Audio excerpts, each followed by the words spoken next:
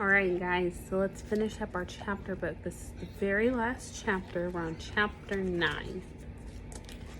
Lonesome Luke. The sun was low in the sky when they reached Rattlesnake Flats. "Just let us off in front of the hotel," said Annie. "You sure the stage is coming through here?" said Slim. "Yep," said Jack and Annie together. In front of the hotel, Slim got down from Dusty. Then he helped Jack and Annie down. "I hope you'll come to Laramie and visit me," said Slim. He winked. "I might need some help with my book." "Sure," said Annie. Slim climbed back on Dusty. He looked down at Jack. "You know, Shorty," he said, "you might be short, but you're mighty tall in brains." "Thanks," said Jack. And Smiley, Slim said, "Your great courage is nothing to smile about." "Thanks," said Annie. "Good luck with your riding, Slim," said Jack. "I'm grateful to both of you for steering me straight," said Slim.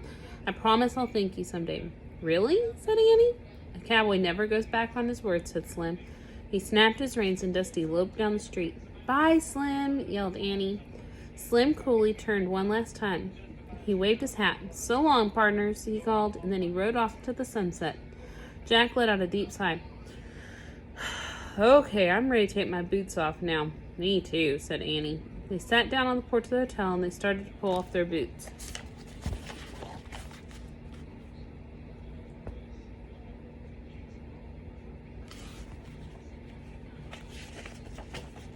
"There!" Jack got them off finally. He wiggled his toes. He took his sneakers out of his pack and put them on. Annie put hers on too. Man, sneakers never felt so good. Suddenly, the sound of the piano drifted through the air. "Lonesome Luke," said Annie. Jack grabbed his pack. He and Annie crept across the porch and they pushed open the swinging doors. The piano was playing Red River Valley. Sitting on the piano stool was the dim but shimmering shape of a cowboy. Just then, the ghost of Lonesome Luke looked at Jack and Annie, and he waved a shimmering hand. Jack and Annie waved back. Then, the ghost of Lonesome Luke faded away. The cold air wafted past Jack and Annie, and they both shivered. "Oh, man, let's go," breathed Jack. They leapt up and dashed down the dusty road. They ran across the cracked ground and past the graveyard. They ran until they reached the tree with the magical treehouse in it. Annie grabbed the rope ladder. She hurried up, and Jack followed. They were out of breath when they got inside the treehouse. Annie grabbed the ancient scroll and she unrolled it. "Yay!" she said. The scroll had one glowing word on it. Echo. "We got it right," said Annie. Jack grabbed the Pennsylvania book. He pointed at the picture of Frog Creek Woods. "I wish we could go there," he said, and the wind started to blow, and the treehouse started to spin. It spun faster and faster, and everything was still. Absolutely still. Jack and Annie looked outside. The sun had slipped from behind the trees of the Frog Creek Woods. Annie still had the ancient scroll. She put it in the corner next to the scroll of their ocean trip. "Just 2 more to go," she whispered. "Yep," said Jack. He unzipped his pack. They pulled out the Days of the Wild West and he put it on the other stack of books. "Ready?" he said.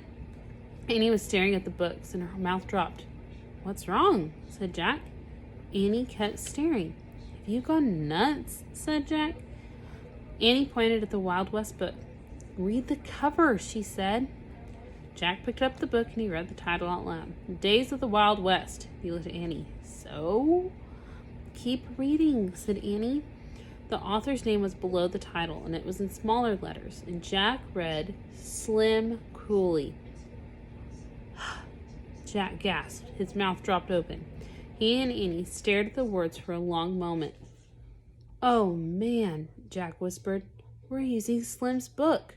The book he wrote after he left us."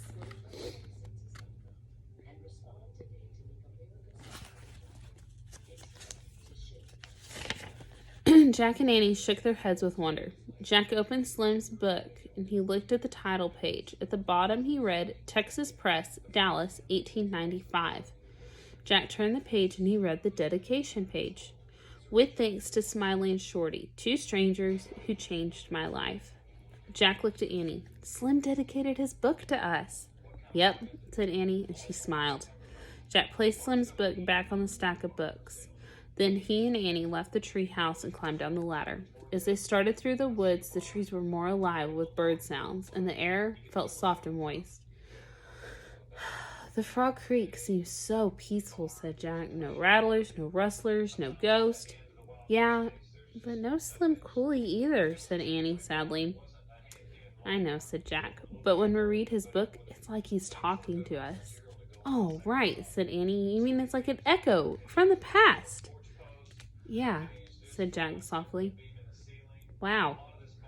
Just then, out of the blue, a voice called, Jack! Annie! It's Dad, said Annie. Coming! She and Jack shouted, and then they ran all the way home through the long shadows of the setting sun. And then in the back, it has the words to the Red River Valley song. So I will see if I can find somebody singing that, and I will add that to our page, and I'll send the link to y'all. So there we go, the end. I hope y'all enjoyed it, and I will find a new one for next week. All right, bye guys.